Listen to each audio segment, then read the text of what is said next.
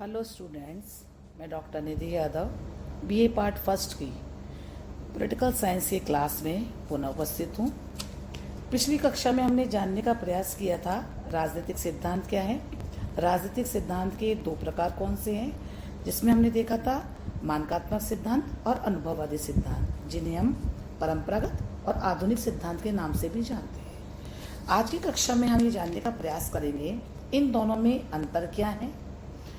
हम मोटे रूप में यह नहीं कह सकते कि एक कोई निश्चित सीमांकन रेखा है जब परंपरागत सिद्धांत खत्म होता है और आधुनिक सिद्धांत शुरू होता है, यानी कि दोनों के बीच में कोई विभाजक रेखा नहीं खींच सकते हैं।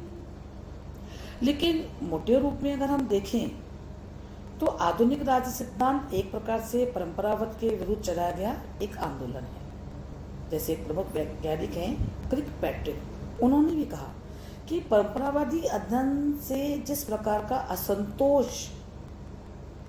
आ चुका था उसने शोक को जन्म दिया और उसके परिणाम स्वरूप क्षेत्र में परिवर्तन आया। आज की कक्षा में हम ये देखने का प्रयास करेंगे कि इन दोनों में मुख्य रूप से मोटे मोटे तौर पे क्या अंतर है।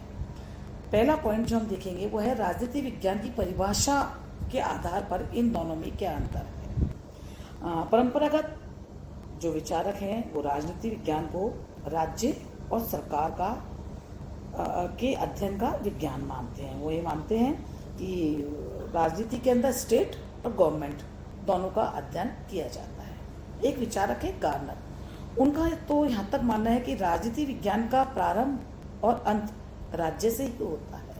लेकिन इसके विपरीत आधुनिक विचारक या जिनको हम अनुभववादी विचारक भी कहते हैं, उनका मानना है कि राजनीति में मात्र राज्य और सरकार का अध्ययन नहीं होता, अपितु मनुष्य का राजनीतिक व्यवहार ही अध्ययन का केंद्र बिंदु है। एक विचारक हैं लासवेल और कैप्लॉन, उनका तो ये कहना है कि राजनीति विज्ञान को शक्ति और सत्ता का विज्ञान कह सकते हैं।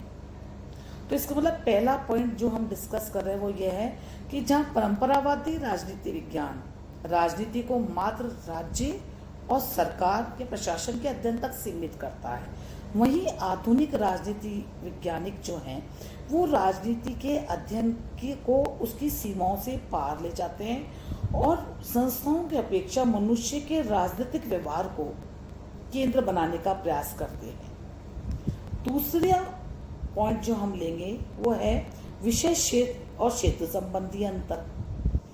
परंपरावादी राजनीति विज्ञान में जनरली हम देखेंगे कि राज्य का भूत, उसका राज्य का वर्तमान, राज्य के भविष्य, यह सरकार के गठन, सरकार के कौन अंग हैं और वो किस प्रकार से कार्य करते हैं, इस बात पे जनरली चर्चा होती रही है। या मोटे रूप से भी कह सकते हैं कि परंपरागत राजनीति का जो समस्त अध्ययन है वो संस्थागत रहा है। वहीं दूसरी ओर हम देखते हैं कि जो आधुनिक राजनीति शास्त्री हैं वो संस्थाओं की ओर नहीं अपितु प्रक्रियाओं या राजनीतिक प्रक्रिया को अपने अध्ययन का केंद्र बिंदु बनाते हैं। वो उनका जो समस्त अध्ययन वो प्रोसेस बेस्ड है। तीसरा अंतर हम जो देखने का प्रयास करेंगे वह अध्ययन पद्धतियों के संबंध में अंतर। जहाँ परंपरावादी राजनीति शास्त्री अपने अध्ययन में के लिए जिन पद्धतियों का सहारा लेते हैं वो बहुत प्राचीन है, या हम उनको कह सकते हो अपरिष्कृत भी हैं, जिनमें मूल रूप से दार्शनिक पद्धति जिसको फिलोसॉफिकल मेथड कहते हैं हम, दूसरी है ऐतिहासिक पद्धति जिससे हम हिस्टोरिकल मेथड कहते हैं, और लास्ट में कंपैरेटिव मेथड। ये तीनों पद्धतियाँ ही मूल रूप से परंपरावादी राजनीति शास्त्रियों के का केंद्र बिंदु रही है, जिसके आधार पर उन्होंने समस्त राजनीति का अध्ययन करने का प्रयास किया है। जबकि इसके विपरीत आधुनिक राजनीति शास्त्री अपने अध्ययन अध्यापन में नवीन पद्धतियों जैसे सांख्यिकी पद्धति जिसे स्टैटिस्टिकल मेथड कहते हैं, आनुभाविक पद्धति जिसे हम एम्पिरिकल मेथड कहते हैं, आदि पद्धतियां, और एक स्पेशली हमें और देख सकते हैं अंत अनुशासनात्मक अध्ययन जिसे हम इंटरडिसिप्लिनरी अप्रोच या मेथड भी कह सकते हैं, के माध्यम से अध्ययन करने का प्रयास करते हैं। नेक्स्ट अपनी क्लास को आगे ले जाते हुए हम देखेंगे कि दोनों परंपरागत और आधुनिक राजनीति शास्त्रियों में या उनके अध्ययन में एक बहुत बड़ा अंतर मूल्यों के संबंध में है, जिन्हें हम वैल्यूज कहते हैं।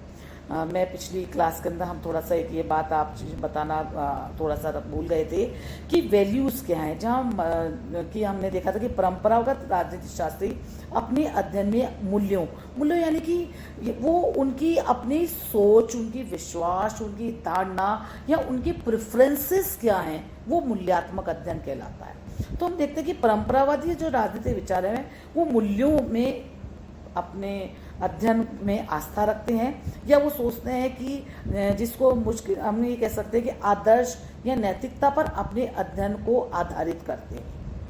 जबकि दूसरे व्यवहारवादी जो विचारक हैं या जिनको हम आधुनिक राजनीति शास्त्री कहते हैं, वो मूल्य निरपेक्षता का दावा करते हैं, यानी कि वो मूल्यों से दूर रहना चाहते हैं। उनका ये मानना है कि वैज्ञानिकों को अपने अध्ययन में अपनी नैतिक भावनाओं, अपनी सोच, अपने आदर्शों, अपने झुकावों और अपने पक्षपातों से दूर रह करके वैज्ञानिक अध्ययन करना चाहिए। यानी कि राजनीति शास्त्री को अध्ययन करते हुए अपने आप को मूल्य निरपेक्ष और तटस्थ बनाए रखना चाहिए। अंतिम पॉइंट वो जिसके आधार आज हम चर्चा करेंगे वो है उद्देश्यों के संबंध में अंतर। उद्देश्यों के संबंध में भी परंपरागत और आधुनिक राजनीति शास्त्रियों में बड़ा अंतर है। परंपरावादियों का मानना है कि राजनीति विज्ञान का उद्देश्य श्रेष्ठ जीवन की प्राप्ति के लिए प्रयत्न करना है, और राज्य का भी यही उद्देश्य है कि वह नागरिक के जीवन को श्रेष्ठ बनाएगा। इसके विपरीत आधुनिक राजनीति शास्त्री मानते हैं कि राजनीति विज्ञान का उद्देश्य ज्ञान के लिए ज्ञान प्राप्त करना है। वे प्रविधियों पर अधिक जोर देते हैं और सार वस्तु को थोड़ा नेग्लेक्ट या साइड में रखने का प्रयास करते हैं। इसकी कॉन्सिक्वेंसेस आगे हम देखेंगे, आने वाली क्लास में हम ये देखेंगे कि जब आधुनिक राजनीति शास्त्री अपने ज्ञान के लिए मात्र प्रविधियों पर बेस्ड रहते हैं तो उनके अध्ययन में क्या क्या कमियां रह जाती हैं, ये हम आगे के नेक्स्ट टॉपिक्स में जानने का प्रयास करेंगे। धन्यवाद।